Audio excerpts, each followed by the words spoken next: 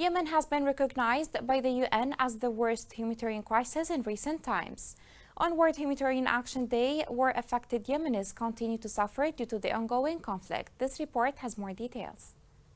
As the world commemorates the Humanitarian Action Day on October 19, Yemen tragically bears the brunt of the world's humanitarian crises and aid operations.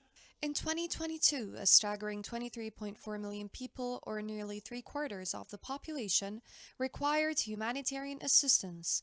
The country has been experiencing multiple crises, including a violent conflict, an economic blockade, and currency collapse and natural disasters. Women and children make up an estimated 77% of the 4.3 million people displaced in Yemen, and women now lead approximately 26% of displaced households, compared to 9% before the escalation of the conflict in 2015. In addition, more than 6.5 million women and girls of childbearing age require immediate access to protection services. During the visit of Joyce Msuwa, the UN Assistant Secretary General for Humanitarian Affairs, she stated that though important progress has been made since the start of the truce, enormous humanitarian needs remain in Yemen.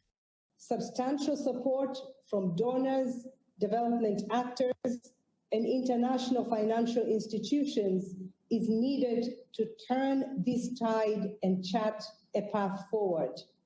According to new estimates that will be released tomorrow, 17 million people will be facing acute food insecurity during the last 3 months of this year.